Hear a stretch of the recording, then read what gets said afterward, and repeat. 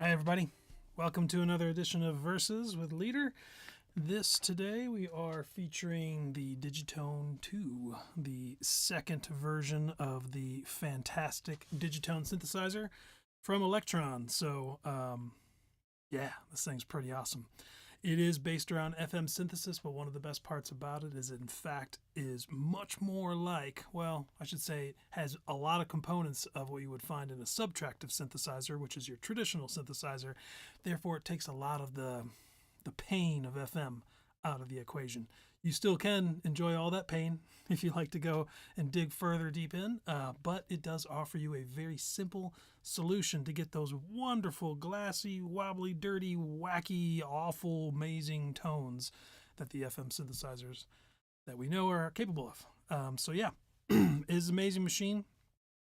Essentially, what they did is they took the first unit, which was just a four-part, 8-voice, which were spreadable across those parts, FM synthesizer, and they added a whole bunch more into it to create the second version. They added a couple different synthesizer engines, more focused on subtractive synthesis. They added some focused FM percussion and drum engines, which are really cool. And they upped the polyphony up to 16, which is also fantastic. So now you have 16 tracks as well. You used to have 4, now you have 16, meaning you can really make some big stuff going on here. I personally love the Digitone first version, and with that one, which was amazing, you could do all their amazing sequencer tricks and sound locks, parameter locks, all that kind of stuff. So I thought I was able to build some pretty complex and large songs with just 4 tracks. Now that I have 16, virtually nothing's the limit other than the polyphony. But even beyond that, what I love too is has a full MIDI sequencer as well, meaning you can just use 8 tracks and then send out 8 tracks of MIDI if you want to kind of beef up some sounds by adding external stuff. So with that all said, we're not going to go too far deep into it. I feel like you can find all sorts of tutorials and walk overviews and stuff like that. But what I thought we'd focus on today is just going through the machines and making some sounds. You heard that song I was playing earlier. That's something I came up with just a couple days ago. Actually, it might have been a while ago, but I think I dug it up a couple days ago. And I figure what I'll do is I'll make some more sounds that I will eventually use to make that song a little bigger and a little bit more entertaining. So let's do that. I'm actually going to go ahead and start off with a, let's see, how many tracks did I use on that? Yeah, I'm using a lot of them, but that's all right. I think we did these. These are not in use. Okay, cool. So let's start with track 7. Nope, track 7 is in use. Mute mode. Oh, it's a different one. You know what, we're just going to start with a new pattern because this is going to be too much. All right, let's go to a new bank. New pattern. All right. Well, let's just start making some sounds. So I think the first thing I'm going to do is come over and check out the original and massive FM tone machine. This is the standard. This is all you get in the Digitone 1. So let's play around with it. I actually brought up the manual too so we can kind of read about these different engines and all the different parameters specifically before we start messing around. So the FM tone, that's what we're using now. The Digitone 2's FM tone machine is a 4-operator frequency modulation synth in the style of the classic 80s implementations. However, unlike early FM synths, the Digitone 2 uses its FM engine more like a complex tone generator than a complete synthesizer voice, although it does have that capacity too, capability. The Digitone 2 signal path is more similar to a typical subtractive synth than a classic FM voice. All right, love that, makes it simple, nice and easy. So the first thing we're going to look at is over on this page here, the SYN page, SYN page. We've got our algorithm. This is going to be, let's see, parameter page, yep. Algorithm selects a structure of how the 4 operators are connected to each other. Okay, so the idea here is we have, I'm going to try and be brief about this, but we essentially have in FM synthesis 2 main components. You have what's called a modulator and a carrier. The carrier, think of it as like kind of what the name implies. It holds the whole sound. That's where the sound's coming from.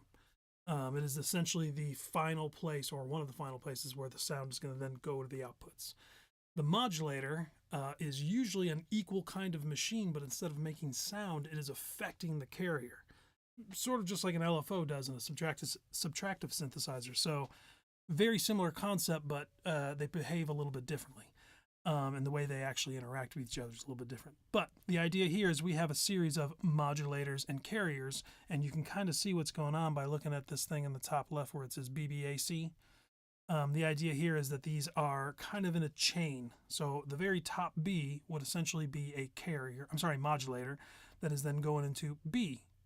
And then, so there's actually, I should say B1 and B2. Then you have A, which effectively is also a modulator going into C. But you can also see the combination of those 2 Bs is going over to C as well. So you've got some very complex modulation going on. While having this X and Y pattern here, this allows me to go to this mix parameter here and set whether or not B and C, the final ones in those 2 chains, actually send out audio. So if it's all the way over to X, the only audio we're hearing is from C, which is being affected by all the modulators. If you go all the way to Y, you get just the 2 Bs.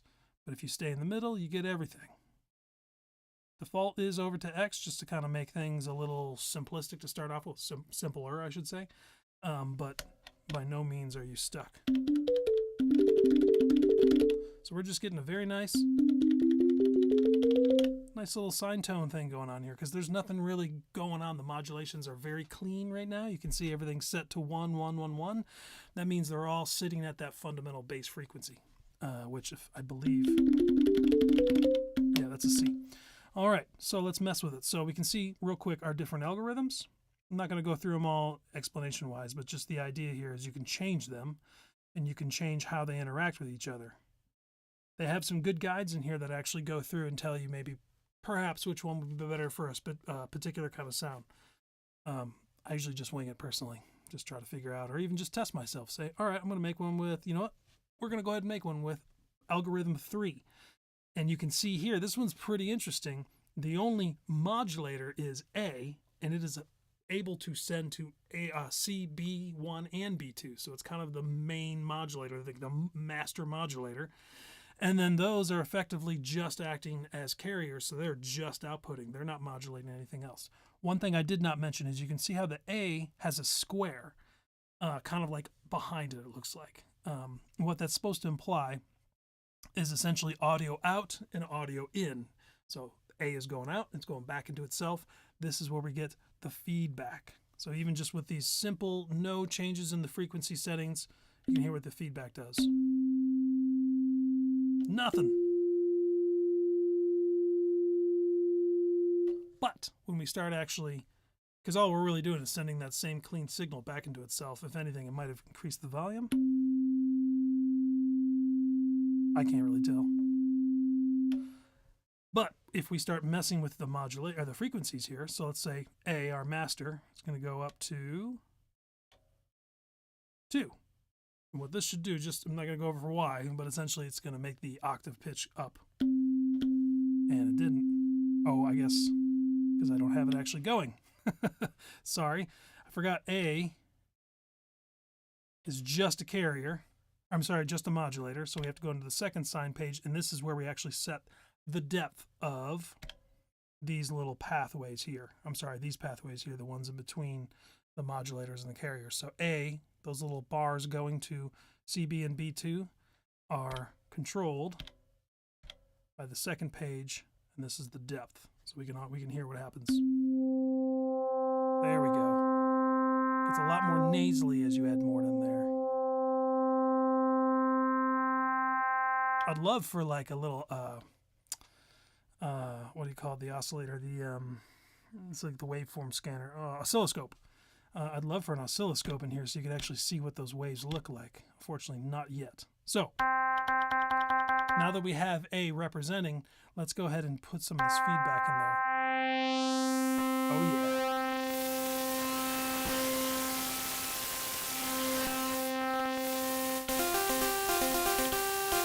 You can hear that is delicious. I mean, it basically starts getting, it's like noise at the top, back in almost like a bit rate crunch noise.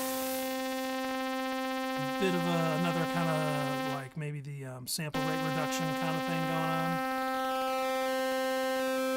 Overdrive. A little bit of just drive there. That's clean. I love it. And that's just because we're using that one carrier, one modulator to affect the rest of these guys. So let's go ahead and start messing a little bit more with this. I'm going to back down the depth of level of A of the modulator. I keep getting those confused, sorry. So we get something that's a little bright but not too nasally. Okay.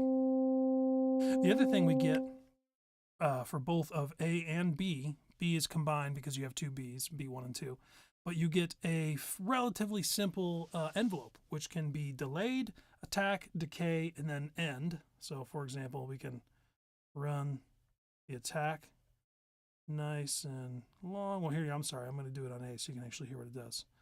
So nice long attack. We're going to bring decay out a little bit and end.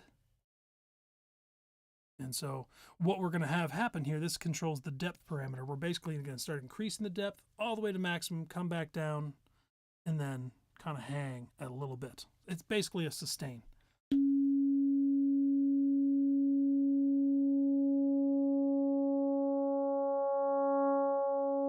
Pretty subtle. So let's go back here so we can hear really what it's doing. Let's do that feedback again. Okay. I adjusted that a little bit so we could hear it better while I was playing. So here we go.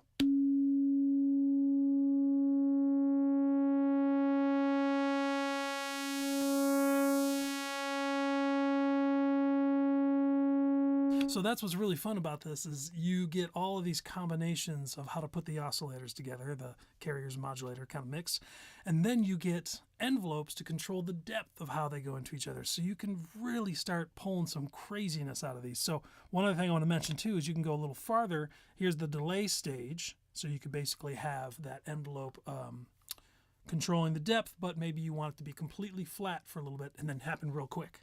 So, you know, I'm going to show that real quick. So if we do a nice quick jump here, let's see what it sounds like without the delay. Okay, come over here, let's delay it quite a bit. Even more. A lot. Yeah, so it's not a huge amount that you can get, which is fine because most times you're not going to really need that. But that is interesting. That's a fairly quick envelope delay. Let's go back. I'm going to bring this in all the way. A little decay, maybe a little bit higher, the sustain or end as they call it. Other ones we get are basically how the envelopes are triggered. We'll go over those here in a little bit. I honestly don't use them that much because I just don't really think about what those are going to be doing. I'm usually fine with just kind of using simple envelope patterns, but I'm going to play with those. This has to do with phase, how they reset. I'm going to do all. The idea being that as you make a new trigger, as you play something, a new note, say, this is going to decide whether it's going to re-trig the envelopes, start them from the beginning again, or just let them hang out, or not reset them at all. So you got some options. And then they added this later in the first one. It didn't come out right away, and people were like, how are we going to get the really crazy FM full control? Well, they gave us this, and these are called offsets. So these you can basically do very slight.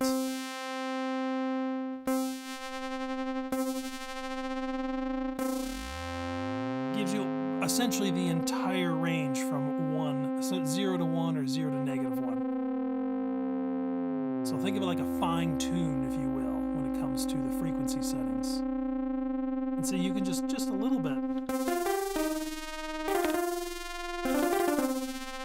I mean, we're already off to a pretty good start, and I'll tell you right now, with any other FM synthesizer, that would have been a ton of work to get there. Maybe not necessarily a ton of work, but a lot of ear damage. You'd have been like, unless you were, forgive me, if you are very well skilled in the arts of FM, you might know some stuff. I'm playing this by ear most of the time, so nice. Thank you for joining. This world needs a hero. I think you joined before. Thanks for returning, if that's the case. So yeah, back to it. I actually kind of like that. I think that's a good place to start. Let's hear what else we can get. So now we're going to mess with, right now we have the mix in the middle, which means we can get some of B2 to also come into the mix. Oops, I'm controlling the wrong thing. Go back to the middle. There we go. This one's interesting because B1 moves up. It's sort of like an LSB, MSB, or an NRPN kind of message where you have two settings. You have one that goes through its revolution. So 0, I think it's like, well, it's probably, excuse me. Yeah, it's 0.25. And as it goes all the way up to 16, it starts over. Then you can see B2 starts to increase. So B2 essentially has a bank kind of aspect to it. So B1 goes through a full stage of frequency, and then that triggers B2 to go through one of its. So you can think right there, you've got, look how many you got. I mean, you get roughly, I'm just going to guess here and say 16 steps per B1 revolution, and that's, excuse me, and that's only one of the steps of B2. So let's hear what we got.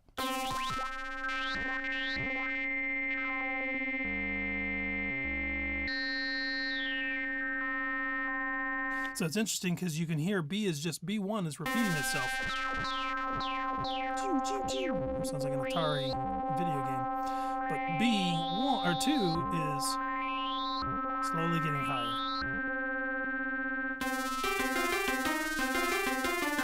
Ooh, that's a bit raunchy, but we're going to stick with it for now.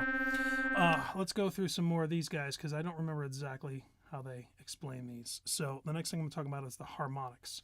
That's harm, which is harmonics controls waveform of the operator. That's a weird way to say it. Harmonics controls waveform of the operators CA and B1. The parameter is bipolar. Negative parameter value changes the harmonics of operator C, while positive parameter values change the harmonics of operator A and B1. Okay, so that's interesting. If we want to, I always treat C as the fundamental. It's kind of the main sound. It's often more than not going to be the main carrier, or at least one of them. So that to me is always kind of my fundamental. So if I'm going to go with the harm to the left, because they said it was bipolar, if I go left, I'm actually just affecting C. You can hear. Now let's try the other way, because then we'll just be affecting A and B1. That's nice. It kind of preserves some of the tonal quality of the sound because we're not affecting what I would consider the fundamental.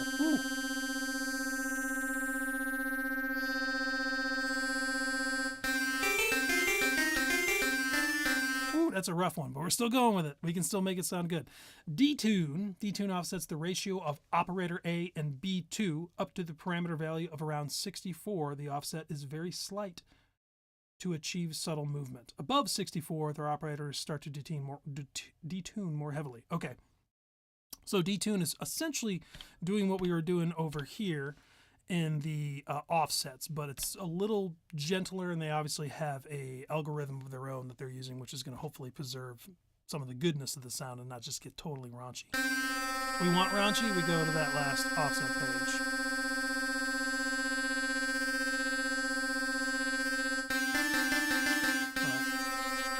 I'm going to dip this down a little bit.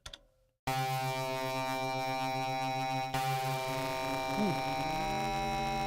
Yeah, that really gets out there.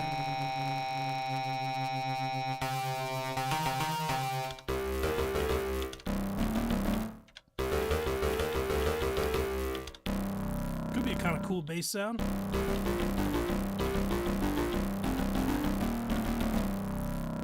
Alright, I think that's where it's taking me. I am going to remember 1 and 6 for B modulators. I'm sorry, for B, I guess I call them oscillators, yeah. Ooh. Ooh, that's cool. All right, I'm hearing something I kind of like already, where I want to play a little bit with the way the modulation happens over time from these envelopes. I'm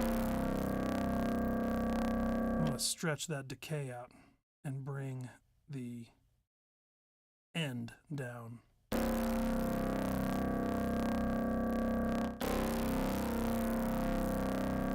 Okay. I haven't brought any of the B in yet, so let's do this.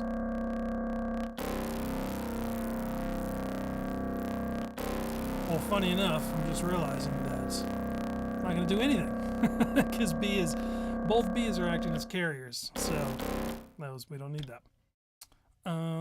We don't need the delay. You know what? I am going to do the delay because I want that to come a little bit later.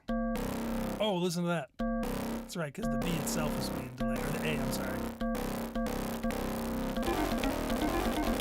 Yeah, it doesn't sound good. Okay. I'm going to bypass the filter for a second, and I'm going to come over to the amplitude envelope. Kind of main sound control. Volume control is what I meant to say.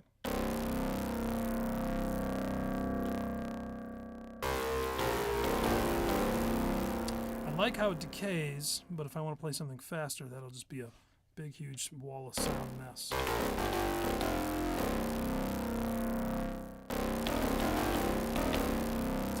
So we're going to cut that release time quite a bit.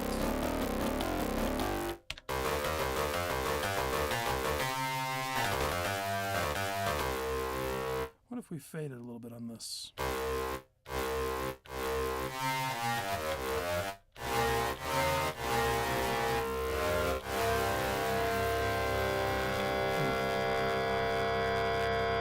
Okay, obviously very gritty, kind of rough.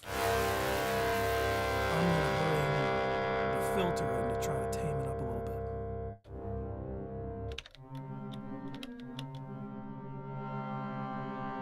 Do is actually go nice and low and then engage the envelope for the filter. More decay, a little bit of sustain, not too much, just right there.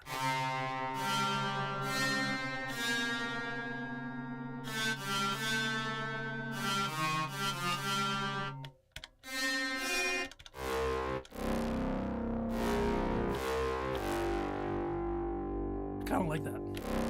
All right.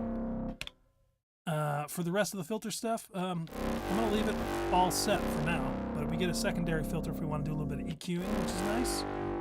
And we might need to, this does have a decent amount of low energy, so when it plays with the kick, we might need to take some of that out a little bit, but not for now. Let's go to FX. Okay, we do get our standard delay, reverb, and chorus found on virtually all of this, not all, sorry. Delay and reverb are pretty standard across Elektron's devices, not chorus necessarily. Trying to think if the Digitone has chorus. I don't remember. Probably. Let's see. One thing I love on the samplers is the sample rate reduction, which obviously is not going to be on here. We might be able to get a little bit of that with some of this bit rate reduction. You know, we don't need that actually on the sound. Oh, we do have sample rate reduction. Look at that. I already forgot. Oh, yeah. Dude.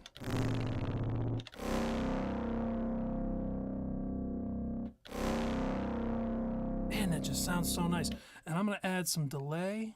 Before I do the reverb and delay, I've been trying to make this a new part of my way, is trying to do some of the changes on the delay and the reverb before I bring it in, so I can kind of start to, what am I trying to say?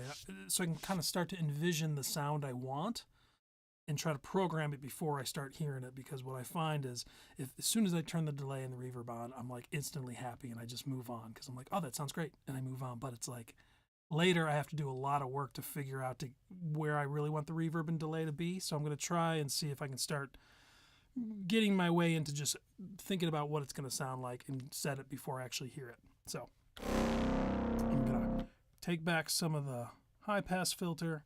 We are going to send the delay into the reverb about halfway for now. We're going to increase the, no, I'm going to leave, well, yeah, we'll increase the time to quarter dotted. And that's probably a little more feedback. Maybe we'll go to about 60. No, 70 is good. Okay. Now let's go and actually add some of that delay. Nice.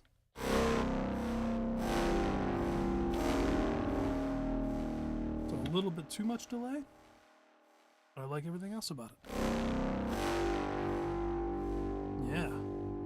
Now let's do reverb. Okay. I'll also take out some of the low. It's kind of a standard for me. I don't want too much energy on the low end for the reverb because then it just kind of makes a wall of mud. This I'm going to put about halfway up for now. And I'm going to bring that frequency shelving up a little bit, so maybe a little brighter. Let's see what we get. Oop, I got to actually add some to it. Here we go. Let's go about 50.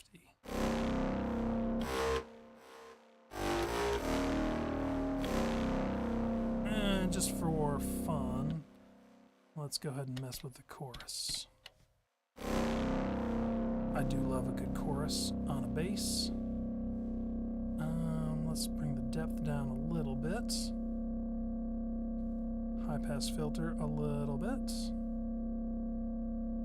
Kind of keep the fundamental of the bass, let's say about 40, about there. And then we're going to bring the width a little halfway to the center. These are send effects, so you got to keep that in mind too when you're designing it. It's fun to dial it in for just that right sound, which we're doing for the bass, but it might not be right for something else. So you often have to kind of go back and forth and keep trying to find a happy medium for all of the sounds. I'm definitely going to send the chorus into the reverb, about 50. Not going to do the delay. All right, let's see what we get. Hopefully we're going to get a little bit of more heaviness at the bottom because of the detuned nature, but not too much at the bottom, hence the high pass filter. It's a little better. Ooh. Yeah.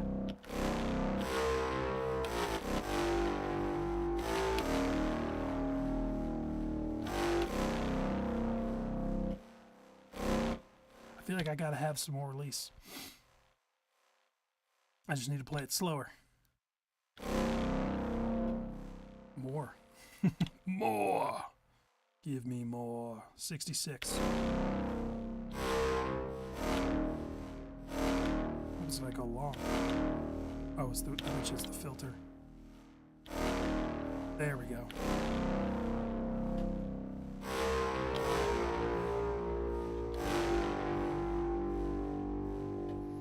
I'm actually going to go back to the delay and do the dotted eighth note. Better.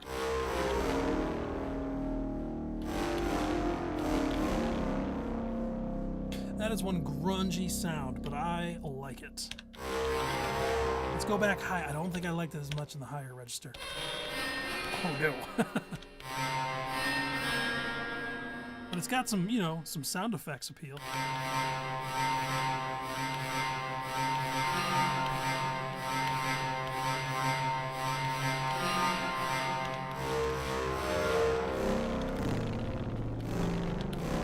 That to me is the register for it.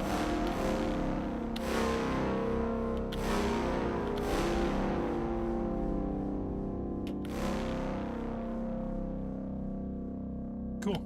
All right, we're going to quickly save it. So if we go over to this guy here that kind of looks like, I don't know, it's a note with 3 lines, I guess. A note hamburger. We're going to save the preset. We do have, it auto loads to a open slot. We'll hold, or tap yes. Hold function no to clear out what was there before. Let's call this, awfully low. Where's the W? Awfully low.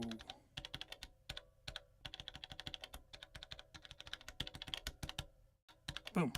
Okay, we're going to set that as a, I'm going to give it some texture. Definitely deep. Also looking for bass. I guess sound effects too. Noisy, definitely.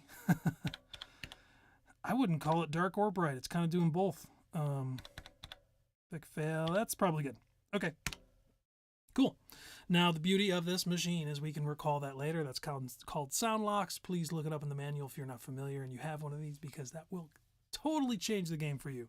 Sound locks are like the coolest thing I've ever seen on a synthesizer, and it's per step. It's incredible. Okay. All right, let's just make a new sound. So where are we at here? We're on track 8. Let's go track 7.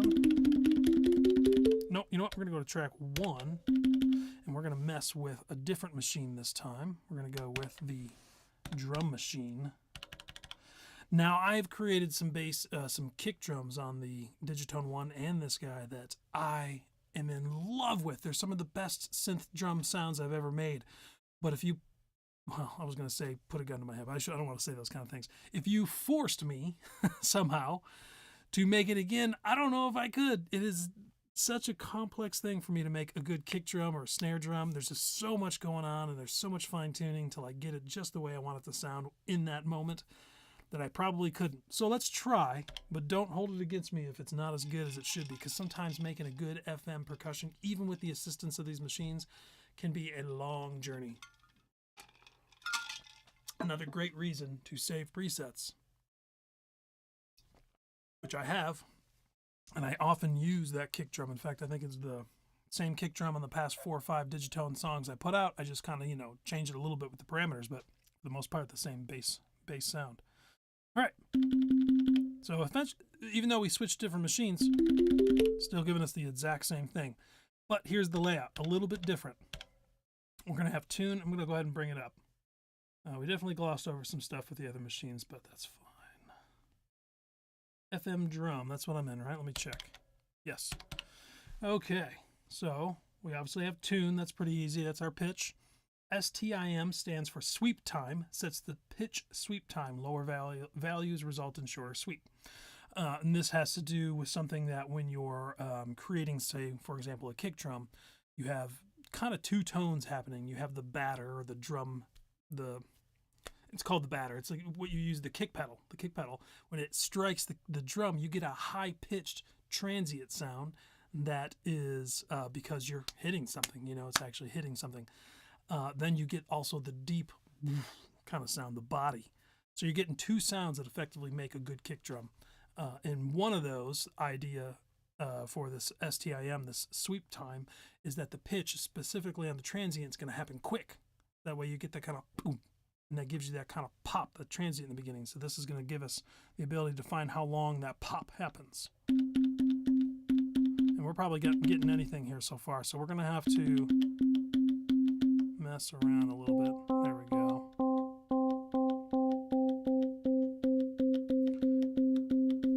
Let's go to sine 2. I'm just going to get a bass sound going on here because right now it's not doing anything. Hold. My noise. We'll mess with those in a minute. Let's just stick with the algorithm.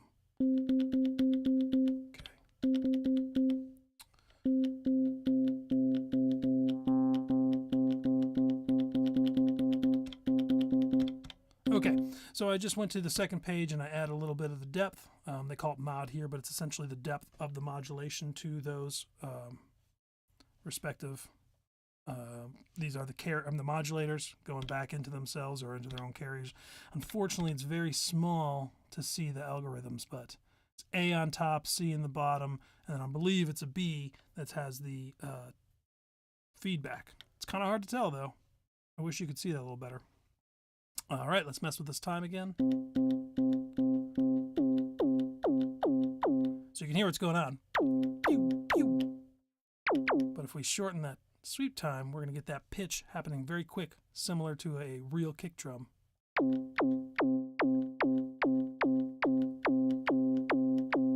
it's giving us a little bit of a transient there. I'm going to go lower, though. Okay, you can hear we're getting there. We're getting something. I'm going to mess it a little bit more with this waveform here, so let's actually talk about that. Sorry. So that is the algorithm selection. The SDEP is the sweep depth, so that sets how much of this sweep right here. So think of this more of kind of like a very simple envelope, and this is setting the depth for that, going to the pitch. Now we have our two operators. Operator C, wave sets the waveform for operator C. Okay, pretty simple. A and B sets the waveform for operators A and B. It's possible that we just get one B in this. I'm not sure if they just took away B2, but I'm not sure. So let's hear what we get when we start messing with this guy. Oh yeah. Ooh, I like that. Let me go down another octave. Yeah, alrighty, we're getting something. Okay, feedback, you can see kind of in that little tiny algorithm, one, I'm assuming B, I'm pretty sure it's B, has a feedback square on it, which means we're sending B back into itself. So here, well, let's see what that sounds like. Oh yeah, there's the FM kick. Oh yeah, there's the noise. I'm actually going to keep that for right now because what I'm going to do is use a filter so that we don't just get this constant noise, but it's just there in the transient. So let's go ahead and do that. Let's bring the filter all the way down. Okay, that's where I want it to end. Now I'm going to add some of this envelope up here to the filter, the cutoff. Let's shorten it.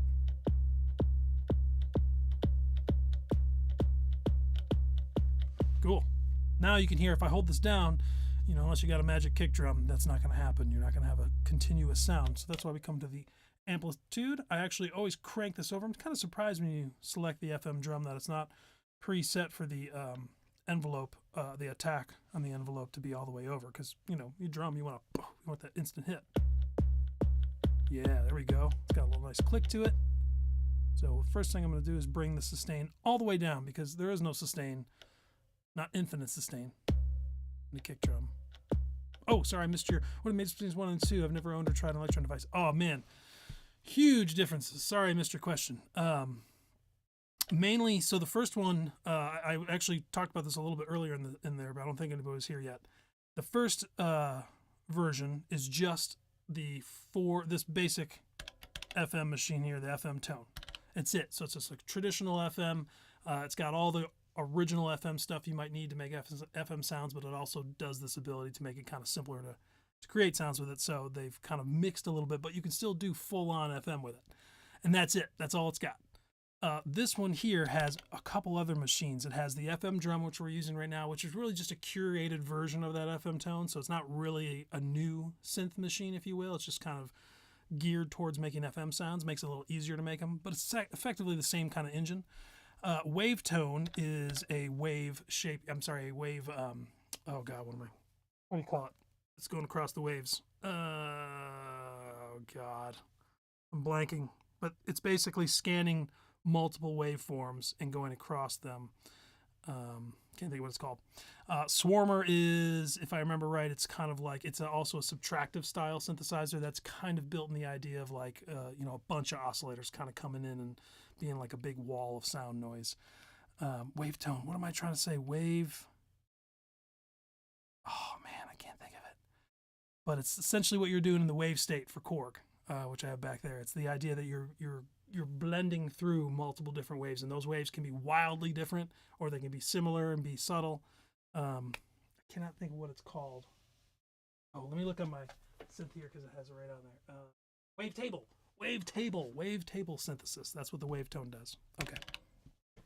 You know what? I should be sure about that though, because it's been a little while since I messed with that. Let's go over there and check it out. Yeah. I mean, you can basically do just standard traditional oscillation here too. So you can just have, you know, a basic subtractive synthesizer, but being that you have LFOs and a few other controls, you can effectively kind of blend through those waveforms. All right, let's go back to track 1. Yeah, I highly recommend. You can get the original Digitone. I think, man, I see people selling them for as low as like $350, which that's low. Honestly, if it was a higher number, I might have sold my original one already, because I obviously have the 2 and it's just the same as the 1, but more happening. But I can't let it go for that low. It's too low. And also I realized I have a really cool idea for a setup with the Sonicware, what is it called? The Sonicware Liven Evoke. I'm going to put those two together. Originally I had planned on doing the modal cycles in the Evoke, which I've released a song or two, I can't remember. And I think they're a great pairing. But with the Digitone 1, I get all the mixing and sharing the reverb. You don't get any inputs on the modal cycles, so I had to get like a separate mixer and all sorts of stuff if I wanted to set those up together. So I'm going to go with the Digitone 1 in there. I think it's going to be a cool mix. But I got some other stuff I have to wrap up first with the Digitone 1 before I can sync it into a new box. Anyway, so let's hear our kick. Not bad. Not bad. But not quite there.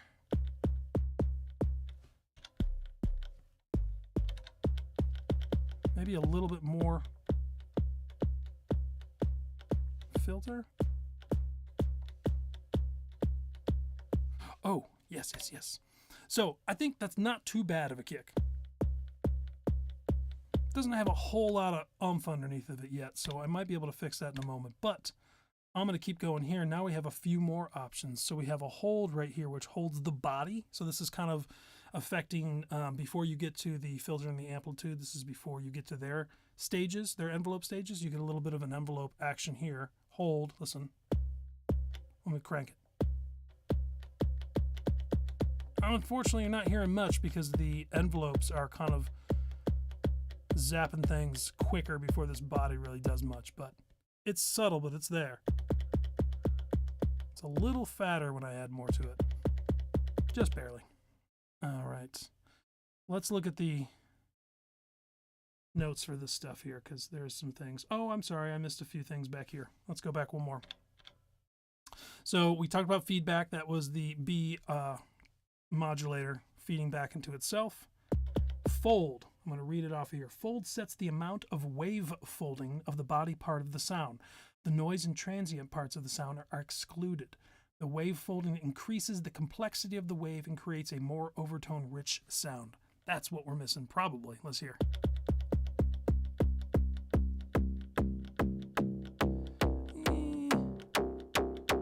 I think for a tom, we're in good hands, but for a kick, I'm only going to add a little bit. I might tune this down just a hair. Let's go down to like 3, -3, pitched below.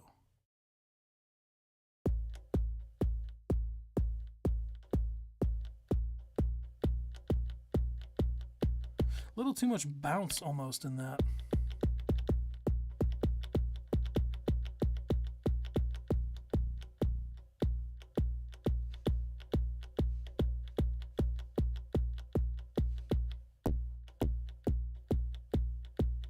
Now I'm messing with how, go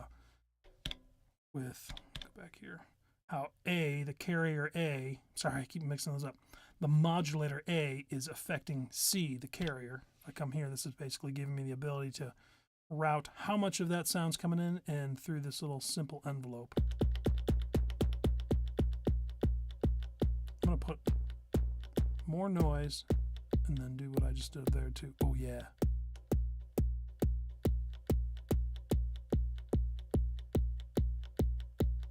There we go. Okay. Now we have some noise if we want to add it as well. But again, we've kind of closed the envelope so quick that it's not giving us a lot. I don't think we need it. Okay, this is kind of fun too. So this is something that is definitely different than the regular FM tone synth engine. So this is a difference. Oh, that's right. I forgot they have the noise level on a different page. Just a little bit. I have a granulator here too. Noise grain, sorry. This changes the overall complexity of the noise. I'm going to blast it. Yeah, that's actually kind of nice. Yeah. All right, so transient. I'm going to read it because it's probably a little more complex than what I'll be able to explain. But essentially, well, I'll just read it. Drum transient selects between different transients. Okay, no, it's much simpler than I would have said. The idea with the transient level here is it has a bunch of pre-built, I imagine, samples, and you can add those in as a nice little click pop in the beginning. So here is number one. I'm just going to go through them kind of slowly.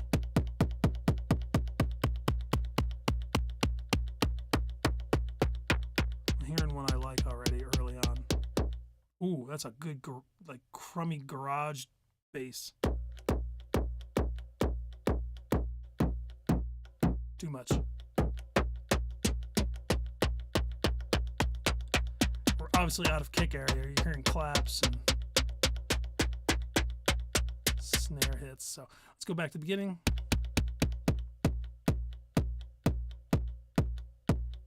There it is. I'm going to try a little higher.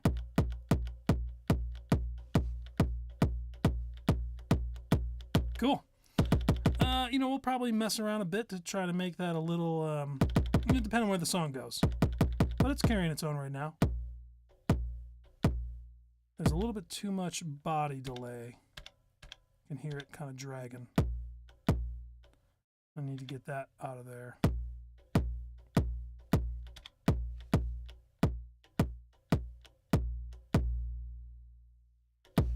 Because of the filter, maybe? Nope. Where's that one page? Here we go.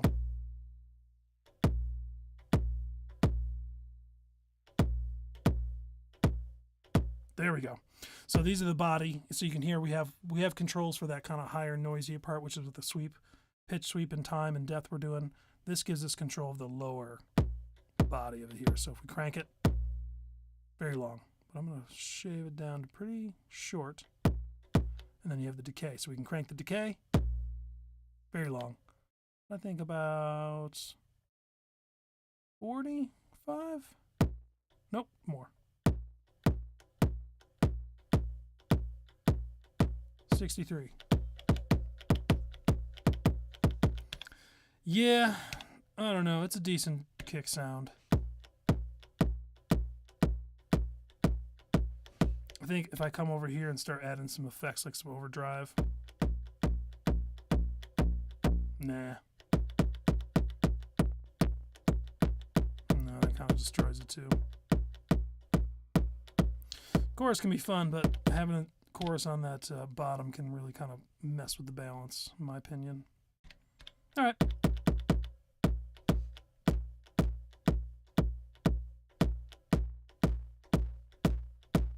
There we go. Bit garbage canny, but I like it. Okay. Let's save it. What did I call this one? Awfully low. I'll call this one just awful kick.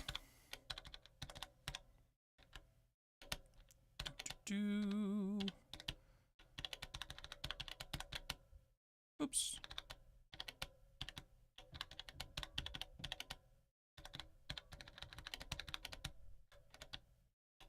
Boom. And so it's just a kick. We will call it dirty sounding. What are our options? Dirty, noisy, hard. It's fairly hard. Bit on the dark side, so we'll keep that too, and safe. All right. I actually want to bring that tune down. There we go. I brought the tune down a little bit. I like that better. Okay. Well, crap. I got to save that now. Save. Place. Yes. Yes. Save. Boom. Beautiful. All right. Well, let's move on to the other machines for now because we're also almost an hour in. So let's go to our track. See, I had the kick over here, right? Or whatever that was. Okay, let's come over to 6. We're going to make something with the wave tone. I do love how effectively, at least of those 3, I can't remember if the other one does it too, but they're all basically sound exactly the same when you start. Really belies that they kind of are essentially pulling this all from the same structure. All right, so I'm going to bring down wave 1. I'm just going to focus on bring down wave 2. I'm going to focus on wave 1. So phase distortion is interesting. I'm going to read what they say, but if I remember correctly, it's basically their kind of version of pulse width, but let's see what they say exactly. We are in the wave tone. So tune, we know. Waveform 1, that's obvious. PD1, oscillator 1 phase distortion controls the amount of phase distortion of oscillator 1. Okay. Think of it as changing the pulse width, but on any waveform, not just square waves.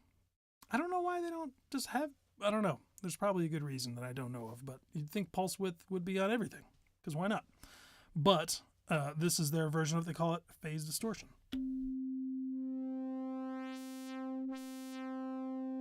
So first thing I'm going to do, put it in the middle, figure out what kind of waveform I want to start with. I'm pretty partial to a sawtooth, so I think we're going to go for that. You get a lot of harmonic information in a sawtooth, so it gives you a lot more to carve away and kind of really make your sound. Gives you everything you need to start with. Now, I'm going to jump ahead, and I'm going to go all the way over to the mod section. We haven't messed with that yet. You do get 3 LFOs per track, which is killer. So, we're going to come over and find that phase distortion for oscillator 1. It is a very slow LFO right now, and I'm going to keep it that way. And we have it set to free running with a sine wave. I'm going to change. I always am more partial to a triangle on an LFO.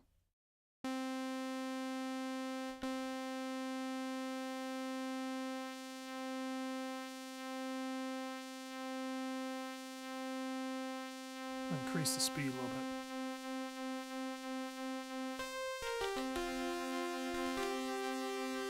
Maybe less on the depth.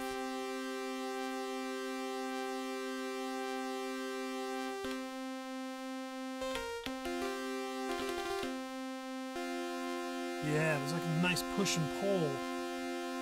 Almost sacrificing a little of the tonal quality, but not too much, I think. Enough to where it makes it interesting. All right, let's bring in oscillator 2. First thing I'm going to do is hold down function. This usually on most every parameter gives you more of a clean control. So if I just go this way, you can see it's giving me decimals, which is, man, that's going to be hard to find. Just 0 again. Doot, doot. There we go. If I hold function, I actually get solid octave jumps. So I'm going to bring this down a whole octave. I'm going to change the wave to a square wave. I'm going to go another octave down. Let's see what that sounds like.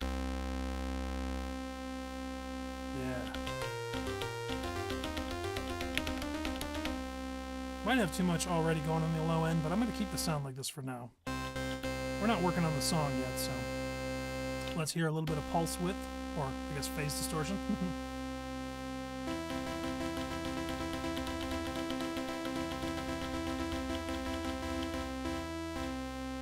Okay. Now, we go to our second sine page. This one is interesting. I'm going to have to look all these up because I don't use this page that much. Okay, so the very top we have Oscillator 1 Linear Offset. Sets an offset of Oscillator 1's tuning. This parameter offsets the frequency of the oscillator linearly in hertz, unlike tune, which adjusts the pitch in cents. This feature gives more noticeable detune in lower notes than higher. It allows for a different kind of chorus-like detune since the beating frequency does not vary with the pitch. Interesting. Well, let's hear what it does. That's always a better description.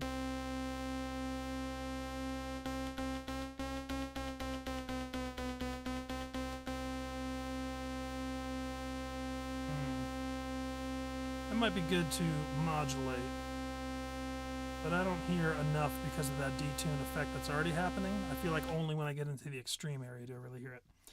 Okay. TBL1. This one says, oscillator wavetable selects the wavetable for the oscillator 1 wave parameter. Prim contains the basic oscillator waves, sine, triangle, saw, square. Harmonic contains a long list of waveforms sweeping across other combinations of harmonics. Oh, so this is cool. So beyond what we were just messing with earlier was basically basic waves. We were kind of wave shifting through. We can actually change that wavetable through here. Interesting. Pretty simple. That is nice.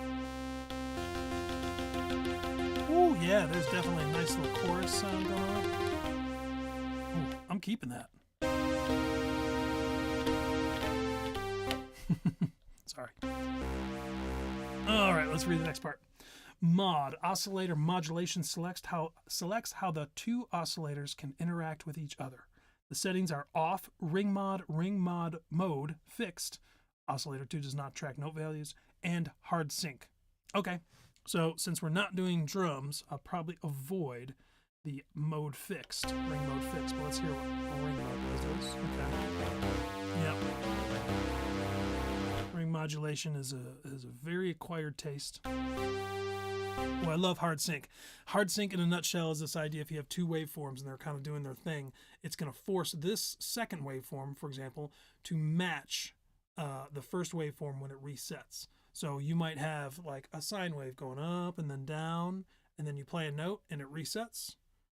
This one, no matter where the second oscillator is, it'll grab it and reset it to that first one again. And it can do that, I'm sorry, not just by notes, just by actually the frequency of the first waveform. So basically forces the second waveform to reset whenever the first one does.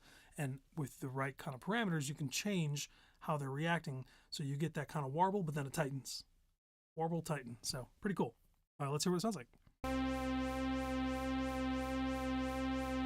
So if we went back and started changing some of our frequency here, so I'm going to go 24, try the wave.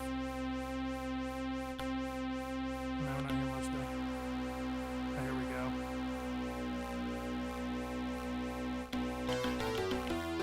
Ooh, a little tough on the ears though. I'll go just slightly off. Ooh, that is cool sounding. All right. We also get a table there for this guy. This one is off because we don't need it, I guess. Drift. I have a good idea what this is going to do, but let's just be sure. Oh, I missed the oscillator reset. So kind of in tandem, I guess. I'll read it. Oscillator phase reset sets if and how the oscillator's wave phase resets when you play a note. Off does not reset the oscillator phase. On resets the oscillators to the start of their waveform phase. Random resets the oscillators to a random position. Oh, okay. So let's try off. Not much difference. Not really. Yeah, about the same. I guess if we're messing with these offsets here, we need to...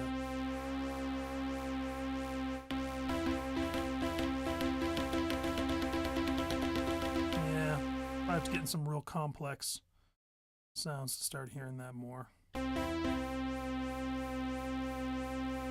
Okay, last one is drift. Oscillator drift sets the amount of random pitch drift of oscillator 1 and 2. We're already pretty lo-fi here. Let's try if we get some more.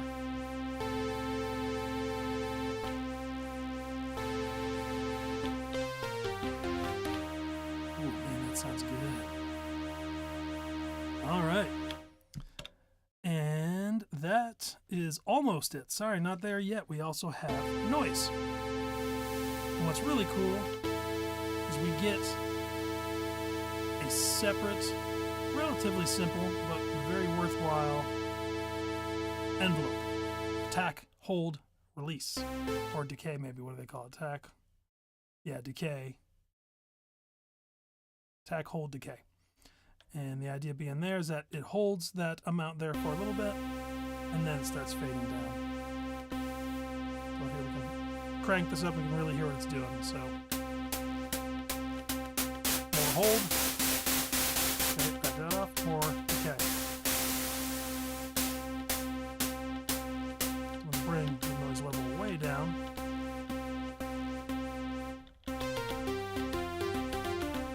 Yeah. More noise? Maybe not more. Maybe a little less. Oh, I'm going to bring it back up, though, because we also get this character grain type. We also get a little bit of a filter. So probably the most sophisticated noise section on any Elektron that I'm aware of. Could be wrong, but man, there's a lot. So look, we can really bring that noise to just a nice little high frequency sizzle. Or we can mute it. Just get that low end.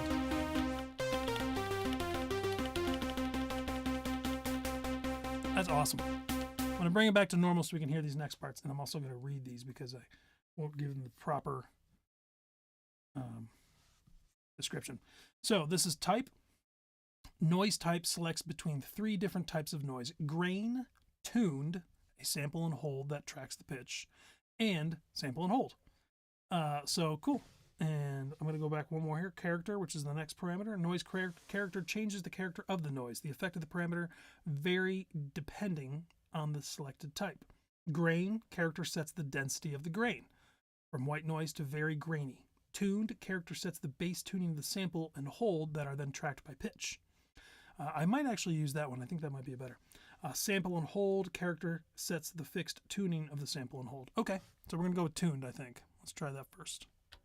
Oops, what am I doing?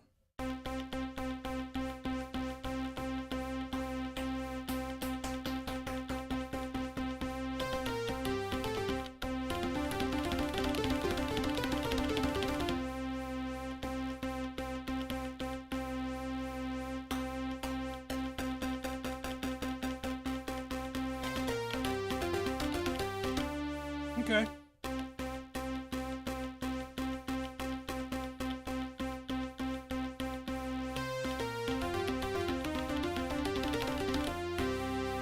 Oh man, that sounds very, what's that Roland synth everybody's crazy about right now? The Juno 106. Reminds me of the Juno 106.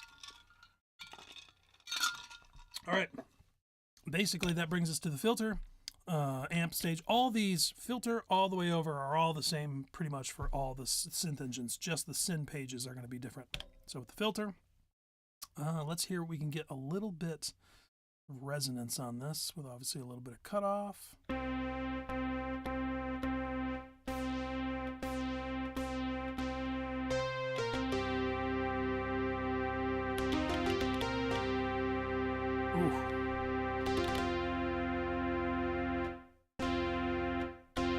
I like that a lot. I'm going to add a little bit of release on this off the envelope. Dude, that sounds fantastic.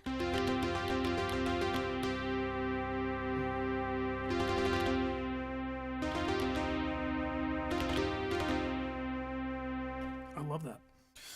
Well, I don't think there's much to mess with. I'm going to see if I can put a little bit more resonance on there. I'm at 25.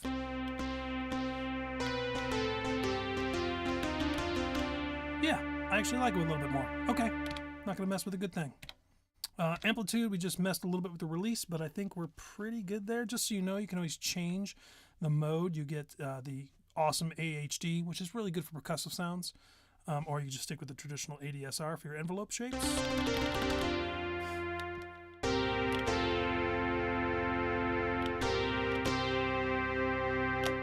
Fantastic. Well, we haven't even put chorus on this thing yet. And listen to that. That is great. So we get to add that extra layer and be subtle or dramatic, whatever we want to be. I'm not going to mess with bitrate, although I'll play it real quick. not do anything I care about. A little overdrive, just a little bit. Maybe beef up the mids and a little bit of lows. And I do love this sample rate reduction, but I think we might have enough kind of lo-fi going on already, but let's hear.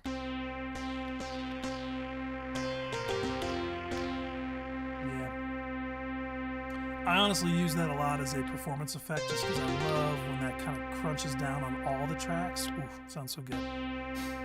This is positioning the SSR or SRR, the sample rate reduction. We can have a pre or post filter. I'll leave it where it is.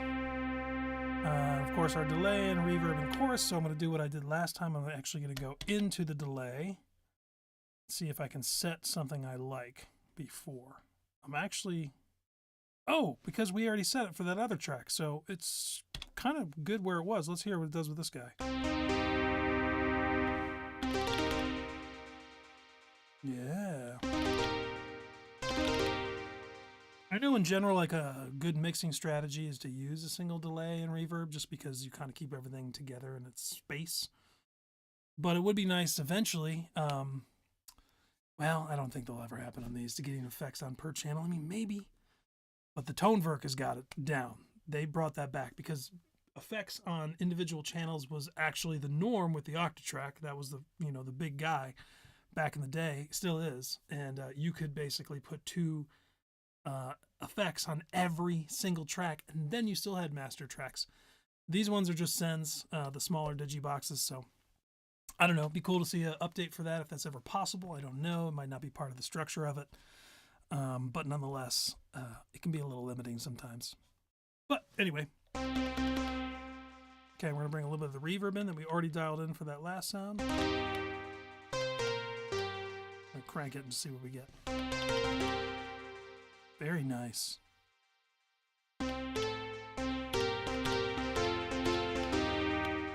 Let's try a little chorus, even though I'm probably not going to use it. I lied, that sounds great. Oh man, that is killer. That, I mean, you know, and again, this is not what the Digitone is all about in terms of like FM synthesis. This is a VA. This is a virtual analog synthesis built within this machine. So it's kind of like an add-on, if you will, but it's amazing sounding. So it's kind of like you don't need to do FM with a Digitone. You could drop all the FM engines and just stick with all wavetones across all 16 tracks if you were so inclined. All right. The last thing I wanted to do, honestly, I would use every LFO on every single song if I had infinite time. Don't have that. What I'm going to do is just one quick thing that I really, really like. Is adding a little bit of vibrato at the end of the sound. And this is all thanks to the amazing LFO implementation on here. Not only did you get a fade, but you also get the waves, the different modes that allow you to the LFO to be kind of different across. Honestly, some of the modes are unlike anything I've seen on other synths, and I love it. It's such a great concept, but fade, super important. So, what just happened? Let me get out of here. Oh no, what did I do? I must have hit something. Oh no. It sounds so different.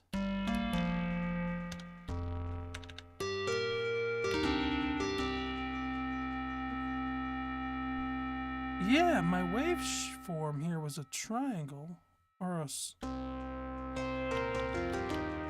Dang it. I should have saved it. I don't know what I did. But I just lost that awesome sound. Most everything's there, so maybe it was just a slight movement that I messed up. Oh, I gotta figure this out real quick.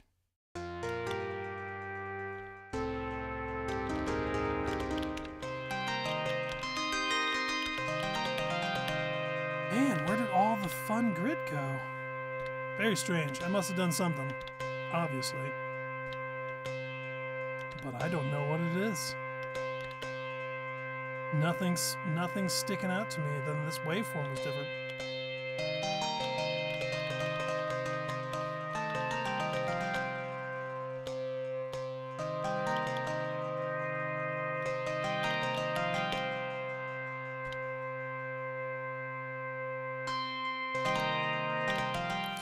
Lesson learned yet again. Make sure you save your damn patches, people. I mean, unless I'm crazy, that does not... Well, that's closer, but it sounds different. I don't know what happened. You know, there's a little thing here that's very handy when you want it to work, but if you hold down no and you go to these different pages, like if I hit this, I'm sorry, if I held down the page and hit no, which is what I probably did somehow, it resets that page to the default setting, which is nice when you've gone too far and you want to just start over, or if you have a sound saved and you've affected it but you want to return to just that particular page, that works. But unfortunately, kind of screwed something up there. Man. What? It's going to drive me crazy. I got to look one more time. Drift. Nope, that's all there. Mod. The offsets were low. Tune noise. Almost sounds like I lost some of the detune. Where was that at? Offset. On filter. Definitely not an amp. Well, bummer. Okay, we'll move on.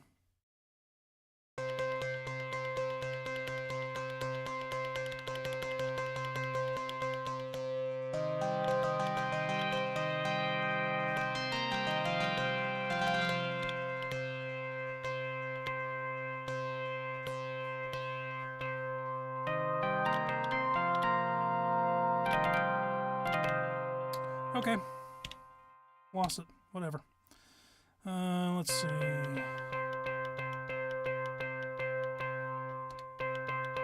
Yes. Okay, back to what I was doing before. We're going to affect. Basically give a little bit of vibrato. So I'm going to fade this in. I'm going into the negative. Going to bring my volume here.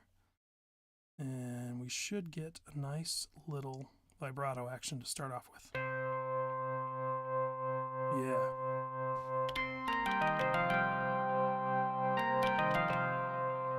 A little less.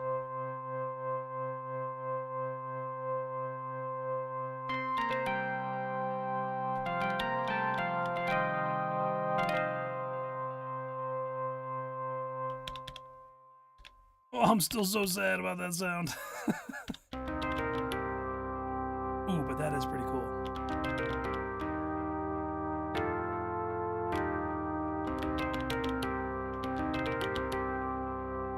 That is still a pretty good sound. Maybe it's the same and I'm just lost my mind, but I don't know. All right, let's save this. We're just going to go ahead and save what it is now. We're going to call this awful. What are we going to call it? Oops, I went the wrong way. Awful.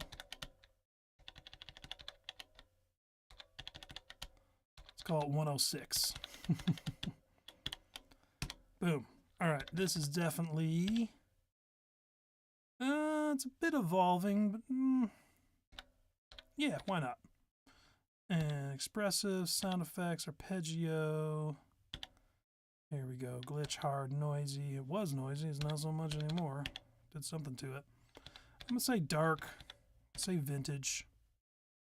That's probably good. Okay. What else do we make here?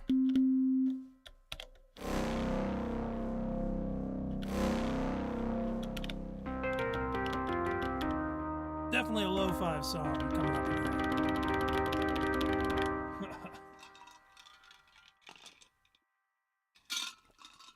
All right.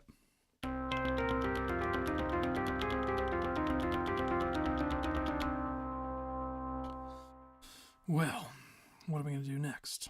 Now we're going to mess with the Swarmer. Let's get this machine. Swarmer. All right, let's read up what the Swarmer is. The Swarmer machine is based on using one main oscillator and a swarm of 6 additional detuned oscillators to create a rich sound. Kind of reminds me of what is it called? The Moog synth that came out not too long ago. It was one of their Euro rack format ones. I can't think of what it's called, but is their they built it at a Moog Fest and then they released it later. I've always wanted to get those, but never did. Okay. Kind of hear what they're going for there. So, super saw. Well, let's look at what we got here. Swarm waveform sets the waveform of the detuned swarm oscillators. Okay, so we do have our waveform. We do have two, which is awesome. They call one main, though, is interesting. Oh, I guess main is the main waveform. Okay, that's the general one. Let's go ahead and turn the mix down so we just hear the main.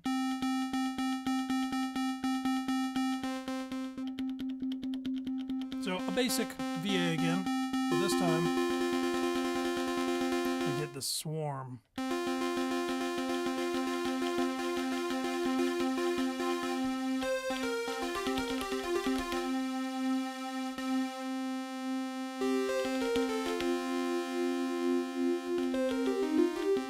That's pretty neat sounding.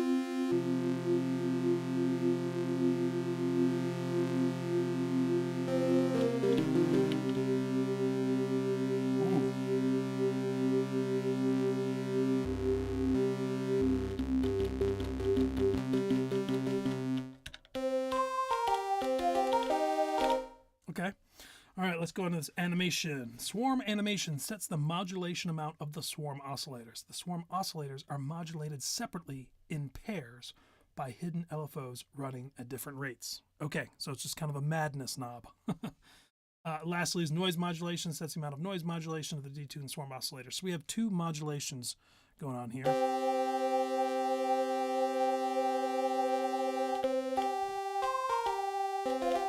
I'm going to change the swarm oscillator so you can really hear what's going on.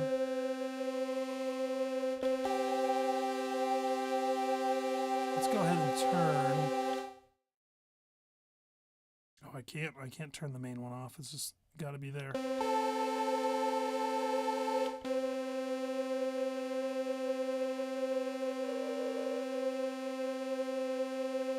This knob right here tightens the detune, as you can see. Basically less detune. I thought I felt a visitor. Hey, come here, Bisco. That's Bisco Kitty. She's a frightened little kitty, though. We got these feral kitties, beautiful little kitties, but man, they were feral when we first got them, just little babies, but they were feral, so they did not get accustomed to humans, and it's been a long process. But they are lovely, lovely kittens when they're not scared. I have a 7-year-old too, so they're often scared. Ooh. Oh man. I like how that noise modulation's coming in. Like static rain.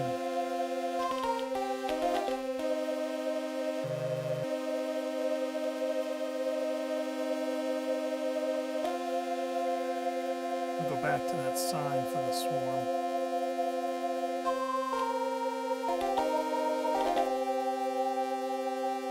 Okay.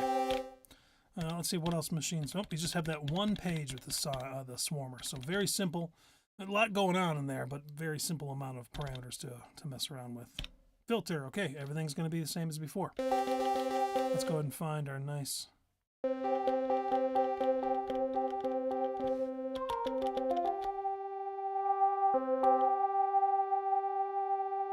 I'm going to actually change this a little bit. Clean up some of that low end.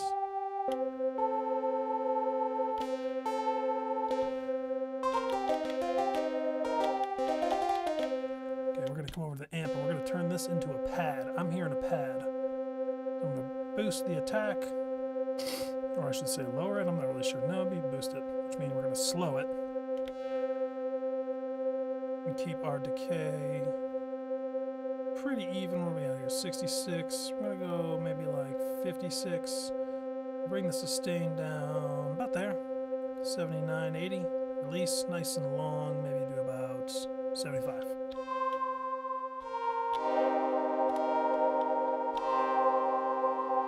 That is cool. Okay. Well, I got another idea. I wish there was two filters beyond just the bass one here. This.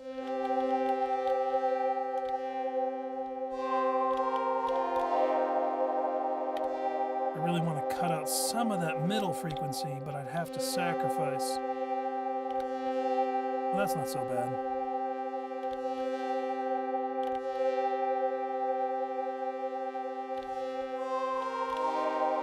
Yeah, there we go. I was able to clean that up pretty good. This right here, this knob, this actually affects the type of filter. And basically what you can do is you can morph. So what I did right there is sort of morph from a low pass into a band pass, which brought down the low frequency while still keeping me in that general area where I had before. Kind of acts to me more like an EQ in that direction, but you still get some of the cutoff frequency goodness as well. All right. That sounded pretty good. All right, just for fun, let's bit rate that crap out of it. Whoa. Oh man, okay. Already I hear something. I gotta use the mod. Come over to the bit rate. Where was that on the effects? Chorus, sample, bit rate reduction, bit reduction. And let's hear what we get from this. Let's increase the speed. Maybe less speed. Less depth.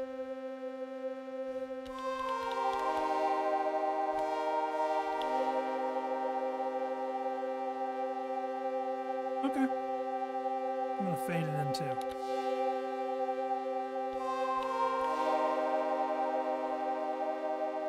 Cool.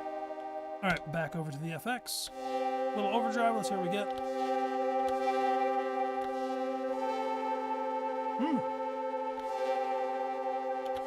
Kind of brings up a little more of the frequency. It's almost like it's bringing back some of the frequency I lost, but not the ones that I really wanted to lose. So that's kind of nice. Kind of fattens it up just enough. All right, I'll try it. Oh, I love it, but I don't think I'm going to use it on here. Oh, I do love that sample rate reduction. Just a little bit, though. Yeah, I'm going to do a little bit. Okay. A little bit of delay. Very hard to hear on a pad, but it's there. I think I'm going to back it off, actually. We don't really need it. Maybe a little bit, just to kind of give a little bit of that warble to it. The reverb, though, let's hear we get nice, let's say about 90.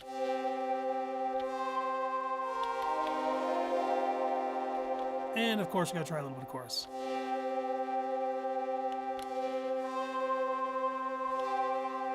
Ooh. Man, chorus is just so fantastic. It's probably my most underrated effect. It's not the first one I go to, but whenever I bring it in, I'm always like, man, that is nice. Woo! So you can see here too, also we get some pre and post filter settings for the overdrive, I think on all of our tracks, which is great. Let's see. Let's hear.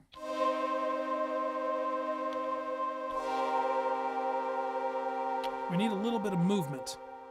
I think what I'm probably going to try the frequency of the cutoff filter, of the filter cutoff. And we're going to do it kind of slow. Let's do 4. Stick again with the triangle, a little bit of depth. Let's see what we get. I like that, but it definitely needs to fade in because I want the beginning to be relatively neutral. I do a lot. I was at about 8 there. Okay, so I'm liking this so far, but I want even more movement, so I'm going to crank all the way over to random or sample and hold. Bring the depth down so it's real subtle. And I'm going to bring the fade down so it takes longer for it to come in.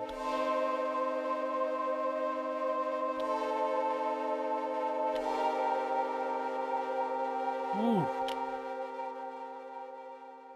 Let's hear what this sounds low.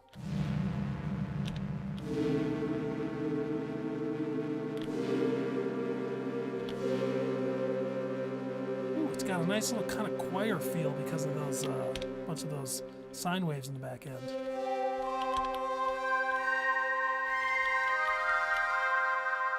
That's lovely.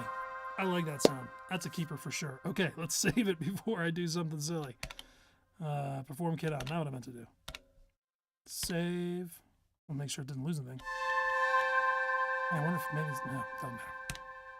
And we're going to call this one Awful Choir. I think that works. Sticking with awful theme.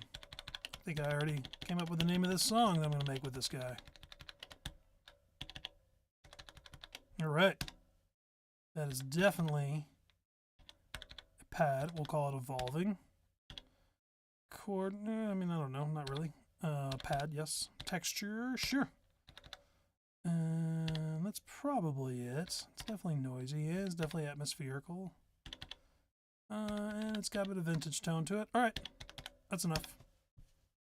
Okay, let's go over our tracks we made. So I believe we started at 1. I think I'm already going to bring this.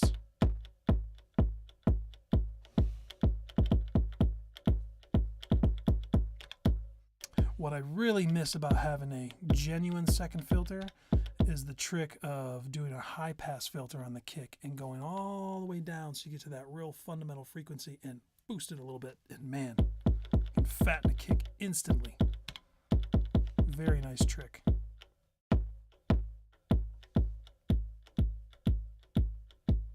This is a relatively chill song, so I think a relatively muted kick drum is going to be nice. Okay, what else did we make? We made this sound. Nope, we did not make that sound. We made this sound. Well, it sounds like it's back.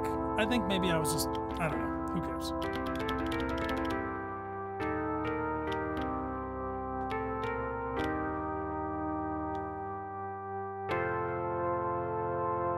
That's nice. That's a nice sound. I like that one.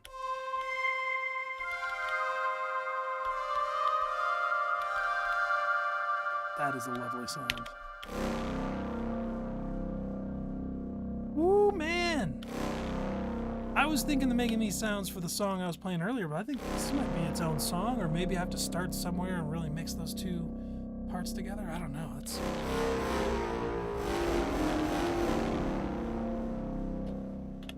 I don't have anything in here yet, so you know what? Screw it. Ah! Not that. What happened? Oh, because I have to go the pitch. Let's bring it down to, what, C3 maybe?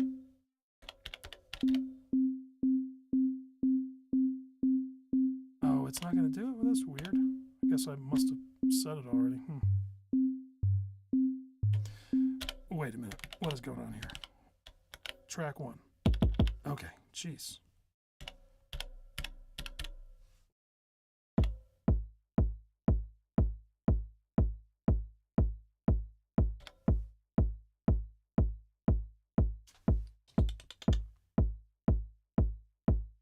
That kick kind of sucks. Gonna make it real thumpy and muted. I have to add some overdrive to bring that back up.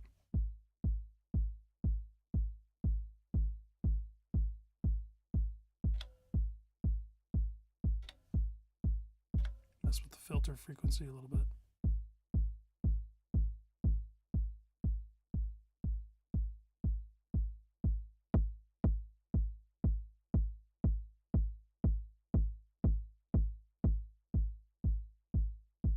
That's not bad. We'll go with it for now. All right.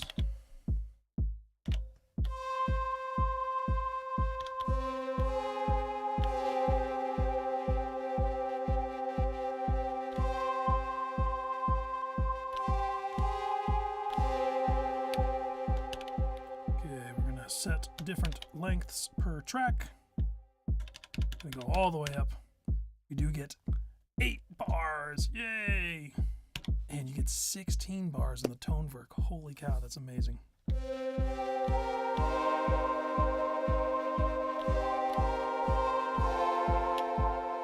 I forgot to change the pattern reset, so we'll set that to 128 as well.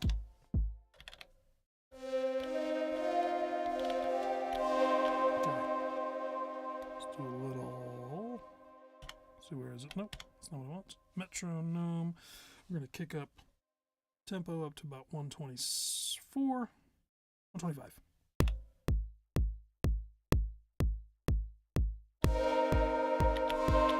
Okay, should have a pre-roll set. Yep. So we're going to hear the metronome go off 4 ticks, and then we are recording.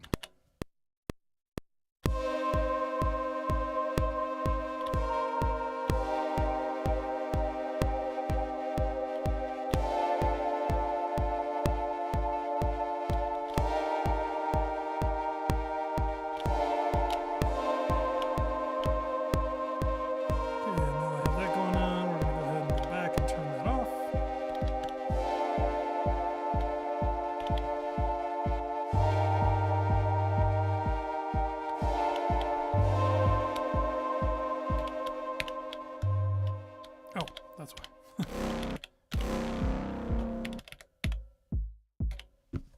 What did I do now?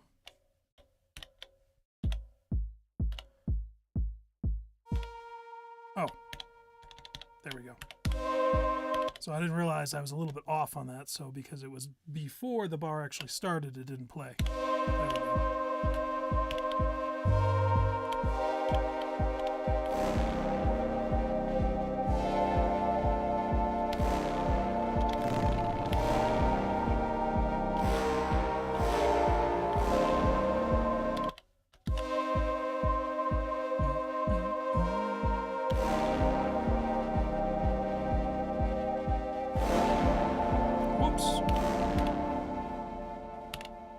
Make sure we set the right amount of bars.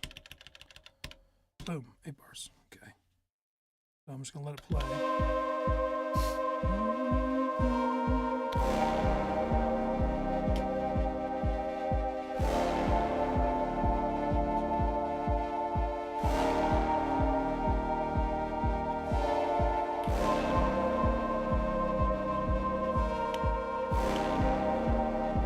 Simple stuff going on so far, but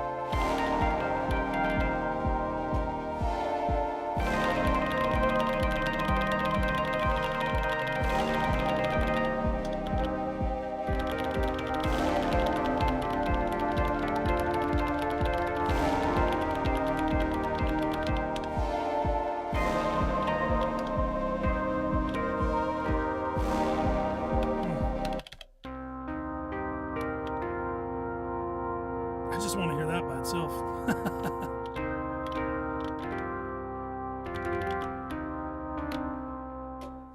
Yep. Well, it's 9:30. I didn't get many viewers tonight. I do appreciate that This World Needs a Hero coming out and saying hi. I hope you saw, I'll go ahead and write it in here just because, in case you didn't hear me speak about it. Difference is the 2 has, no, the 1 has just a single version of synthesis, the standard FM tone machine. The 2 added additional synth engines, including 2 subtractive type.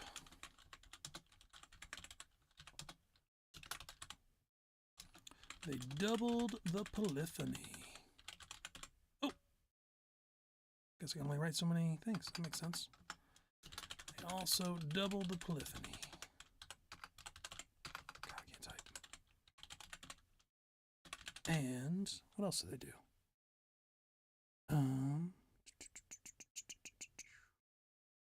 Something I was about to say, but I don't remember. Okay, well, that's good enough for now. Oh man, well, thanks for who did join for a brief amount of time there, and thank you all who watch afterwards. That really helps my count hours, my video watch hours.